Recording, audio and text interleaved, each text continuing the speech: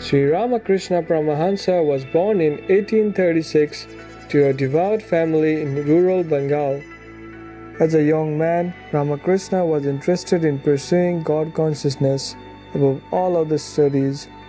He joined his elder brother, who was then head priest at Dakshineshwar Kali Temple, a holy site that is still active today. When his brother passed away, Ramakrishna was appointed as the temple's priest. Continuing his own spiritual practice, he studied with some of the accomplished practitioners who visited the temple. When he met with Totapuri Maharaj, a Naga monk of the Dasami order of Adi Sankara, Sri Ramakrishna experienced a complete awakening of God consciousness.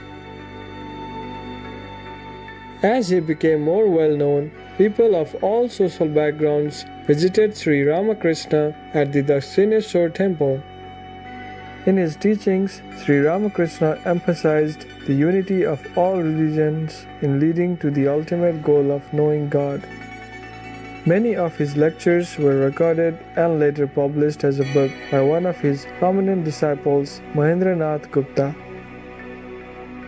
This 5-volume Bengali classic was translated into English as The Gospel of Sri Ramakrishna. Its pages are filled with spiritual wisdom that is imparted in parables, clear explanations, and caring dialogues with disciples. We now present to you an excerpt from Chapter 2, In the Company of Devotees. In the Company of Devotees, Sunday, April 9, 1882. Sri Ramakrishna was seated with his devotees in the drawing room of Pran Krishna Mukherjee's house in Calcutta. It was between 1 and 2 o'clock in the afternoon. Since Colonel Biswanath lived in that neighborhood, the master intended to visit him before going to see Kesab at the Lily Cottage. A number of neighbors and other friends of Pran Krishna had been invited to meet Sri Ramakrishna. They were all eager to hear his words. Master: God and His glory.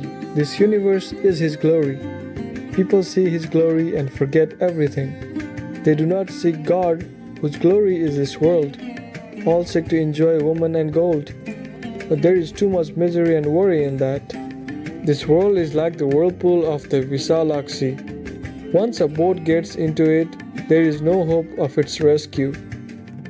Again, the world is like a thorny bush. You have hardly freed yourself from one set of thorns before you find yourself entangled in another. Once you enter a labyrinth, you find it very difficult to get out. Living in the world, a man becomes seared as it were. A devotee: then what is the way, sir? Master: prayer and the company of holy men. You cannot get rid of an ailment without the help of a physician. But it is not enough to be in the company of religious people only for a day. You should constantly seek it, for the disease has become chronic. Again, you can't understand the pulse rightly unless you live with a physician. Moving with him constantly, you learn to distinguish between the pulse of phlegm and the pulse of bile. Devotee: what is the good of holy company? Master: it begets yearning for God. It begets love of God. Nothing whatsoever is achieved in spiritual life without yearning. By constant living in the company of holy men, the soul becomes restless for God. This yearning is like the state of mind of a man who has someone ill in the family.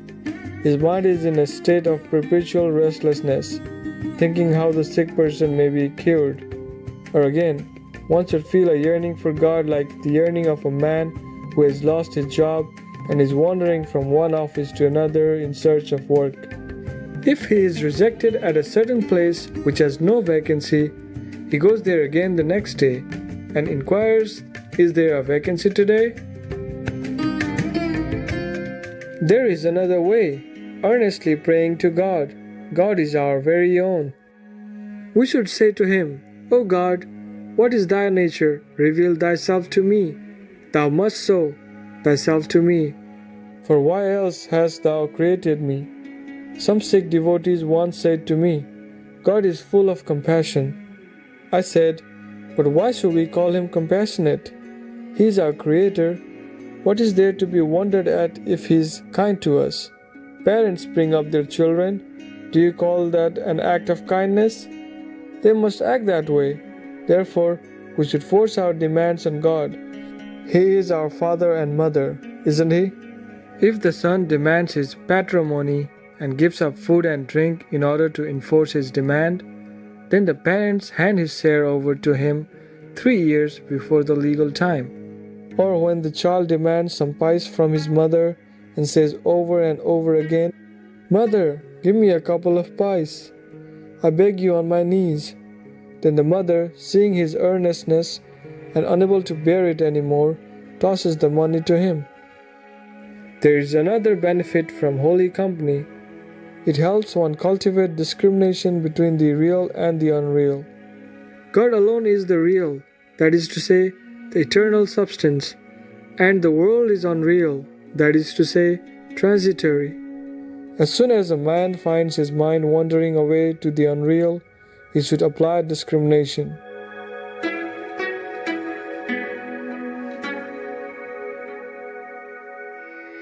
Explanation of evil. A neighbor: why does a man have sinful tendencies? Master: in God's creation there are all sorts of things. He has created bad men as well as good men. It is He who gives us good tendencies, and it is He again who gives us evil tendencies.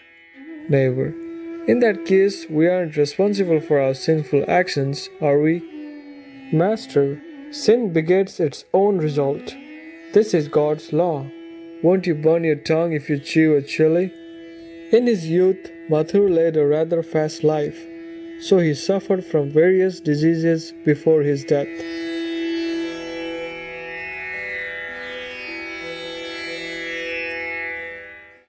Peace-loving viewers, it has been a pleasure to have you with us today on Words of Wisdom.